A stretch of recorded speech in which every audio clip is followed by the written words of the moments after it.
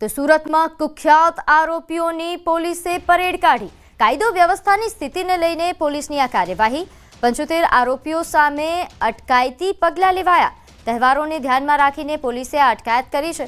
આરોપીઓને શહેર પોલીસની કડક શબ્દોમાં ચીમકી છે, કાયદો હાથમાં લેશો તો થશે કડક કાર્યવાહી।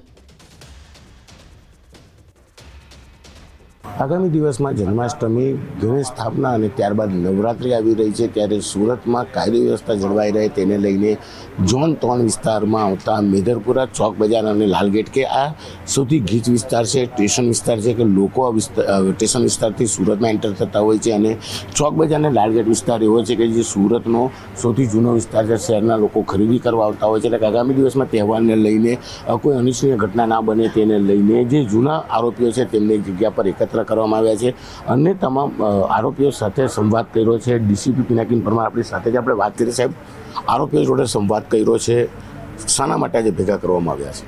આપ જાણો છો તેમ શ્રાવણ મહિનો ચાલી રહ્યો છે અને નજીકના ભવિષ્યમાં જન્માષ્ટમી છે, ગણેશ વિસર્જન છે, ઈદ છે, આવા વિવિધ તહેવારોનું સેલિબ્રેશન થનાર છે। તો કે શહેરની અંદર કાયદો અને વ્યવસ્થાની પરિસ્થિતિ જળવાઈ રહે તે માટે જે અગાઉ ગુનાઓ આચરી ચૂકેલા છે તેવા વિવિધ 75 કરતાં વધારે આરોપીઓ જે અમારા મેદરપુરા ચોક બજાર અને લાલગેટ આ ઈ ડિવિઝનના 3 પોલીસ સ્ટેશનના આરોપીઓને આજે ભેગા કરવામાં આવેલા છે અને તેઓને તમામની સામે આજે પ્રિવેન્ટિવ એક્શન્સ પોલીસ દ્વારા લેવામાં આવનાર છે। એમની સાથે સંવાદ કરીને એ લોકોને સ્ટ્રિક્ટ સૂચના આપવામાં આવેલી છે કે તેઓએ આ ગુનેગારીની દુનિયા છોડી મેઇન સ્ટ્રીમમાં આવવું પડશે।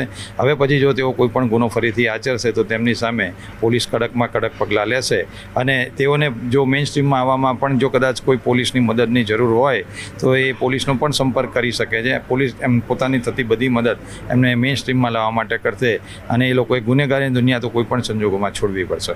બિલકુલ તહેવારો આવી રહ્યા છે અને આ 3 પોલીસ સ્ટેશનના વિસ્તાર એવા છે કે જે સંવેદનશીલ વિસ્તાર કહેવાય છે। સુરતના લોકો છે કે આ 3 વિસ્તારનો ઉપયોગ કરતા હોય છે કારણ કે મેદરપુરા પોલીસ સ્ટેશનમાં રેલવે સ્ટેશન, બસ સ્ટેશન આવે છે એટલે કે શહેરની બહાર આવવા જવા માટેનો મુખ્ય માર્ગ છે અને ચોક બજાર અને લાલગેટ વિસ્તારમાં ચૌટા બજાર સહિતના મેઇન બજારો આવેલા છે કે તહેવારોને લઈને ખરીદી થતી હોય છે એટલે કે ગુનાખોરી ડામવા અને ગુનેગારોને ચોક્કસપણે ગુનાખોરીની દુનિયા છોડવું અને જો નહીં છોડે તો કડક કાર્યવાહી કરવામાં આવશે। એટલે કે સીધી ભાષામાં કહીએ તો આરોપીઓને વોર્નિંગ આપવામાં આવી છે કે આગામી દિવસના તહેવારોમાં શાંતિ જળવાઈ રહે જેને લઈને કાયદો વ્યવસ્થા જળવાય તેને લઈને પોલીસે આ પગલું ભર્યું છે। કેમેરામેન જીગર ગુગલ સાથે કીર્તેશ પટેલ, ન્યૂઝ 18 ગુજરાતી, સુરત। કાંઠામાં પોલીસ કોન્સ્ટેબલ પર હુમલાનો કેસ। પોલીસે 4 આરોપીઓની ધરપકડ કરી। આરોપીઓને સાથે રાખીને રિકન્સ્ટ્રક્શન કર્યું।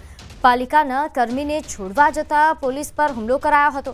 પોલીસ કર્મીને માર મારીને મોબાઈલની લૂંટ કરી હતી। પોલીસે આરોપીને કાયદાનું ભાન કરાવ્યું। તો પોલીસ કર્મીને માર મારવા મામલે હવે કડક કાર્યવાહી। પોલીસે આરોપીઓને કાયદાનું ભાન કરાવ્યું। આ 4 આરોપીઓ કે જેમનું સરઘસ કાઢવામાં આવ્યું। આ 4 આરોપીઓ છે કે જેમણે પોલીસ કોન્સ્ટેબલ પર હુમલો કર્યો હતો અને મોબાઈલની લૂંટ ચલાવી હતી। પોલીસે આ 4 આરોપીઓની સરભરા કરી અને કાયદાનું ભાન કરાવ્યું હતું। નોંધનીય છે કે આરોપીઓ સાથે રાખીને ઘટનાનું રિકન્સ્ટ્રક્શન કરવામાં આવ્યું હતું। તે દરમિયાન પોલીસ દ્વારા આ આરોપીઓનું સરઘસ કાઢવામાં આવ્યું જેને જોવા માટે લોકોના ટોળા પણ ઉમટી પડ્યા।